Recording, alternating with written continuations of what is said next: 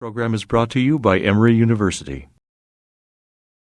You have a collection of essays called Imaginary Homeland, and I take it from that when that was collected that you were primarily referring to India at that time. Yeah, but not only. I was just saying that I was talking about the now quite well-known phenomenon of the diaspora writer, and that if you diaspora writers fall more or less generationally into different categories, where there's a first generation, which is like me, which grew up in one place and settled in another. And then there's a second generation, which is, if you like Hanif Qureshi, who essentially is, Hanif doesn't come from Pakistan, he comes from South London, because that's where he grew up. And his relation to Pakistan is as a place where his parents came from, whereas my relation to India is a place where I came from. Right. So that's just a generation shift. But I think what I was writing about in that essay is what it's like to write about the place you've left, and to what extent are you making it up? To what extent is it a real place, and to what extent is it an imaginary one? But I think actually, even if you live there, you're making it up. So in that sense, we all live in imaginary homelands. And you have lived in India and then in England and now in New York and other places in bits between. of time in Pakistan. Right. And so do you consider India still today to be your homeland? Or I think India is where I come from. India is just straightforwardly, India is where I'm from. And I think that just doesn't change. That's a biological and historical fact. And whenever I go back to India, and I was there in January, and I have that feeling of thinking this is where I'm from, because I am.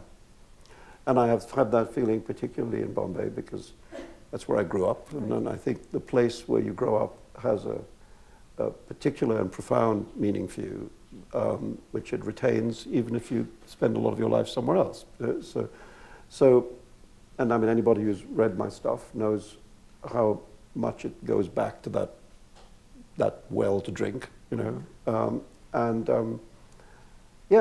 think that'll just always be the case. Having said that, I think if I had to describe myself as a writer, I would say that I was a writer of the big city, and I think if you see yourself as an urban writer, you can easily inhabit a number of big cities. It's not so hard to move from Bombay to London to New York. I've sometimes thought that the journey from a small Midwestern town to New York City might be a bigger journey than the journey from Bombay. Right.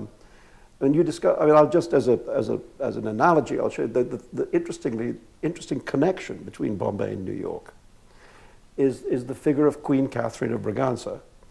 Catherine of Braganza was a Portuguese princess who was married to Charles II of England. And she was famously ugly. And Charles II was famously fond of good-looking girls, orange sellers and so on. They did the deal because in her dowry, they insisted, would come Bombay Harbour, which the Portuguese controlled at that time, and where there was basically nothing except a fishing village. But the British could see that it was a really good place to put the British Navy. And so they did. Bombay came into the possession of the British because of the marriage of Catherine of Braganza to Charles II. And they immediately put their navy there and built a town. And that was the beginning of the empire, right? So, and then the city of Bombay grew from that. Meanwhile, in America, New York is beginning to spill off Manhattan Island. And they lay out, at this same period, the reign of Charles II, two large boroughs, which were in those days called the Kingsborough and the Queensborough. The Kingsborough became Brooklyn, and the Queensborough became Queens. And so Bombay and New York have the same queen. So you are at home in New York. So you are at home in New York. Yeah. I have to tell you a very sad, funny story about the afterlife of Catherine of Braganza in New York. So that literally in the time I've been living there, this happened. The project was initiated. And you've been there since. It's 8 or 9 years now, coming up for 9 years. Somebody had the idea of recognizing Catherine of Braganza as the person after whom Queens was named. You know? And so they commissioned a sculpture, a bust of her. And they got, I can't remember the name, the woman sculptor, who I guess had a look at a few pictures of Catherine of Braganza and saw the nature of the problem. And so she decided that instead of making a true life representation, she would make a multi-ethnic figure which was a celebration of the multi-ethnicity of the borough of Queens. And so she made this extraordinary figure with, you know, African-American lips and Chinese eyes. It's just a bizarre abortion of a sculpture. But there it was. And just as it was about to be put up in the place of honor at the borough, somebody else worked out that the King of Portugal, her father, had been involved in the slave trade. And immediately said, how was it possible that we could put up a statue in New York to a slaver? You know, I mean, ignoring the fact that the President of America had been involved in the slave trade, and, you know, and I mean, lots of people. And there's no evidence that Catherine of Braganza herself had ever been involved in slavery of any kind.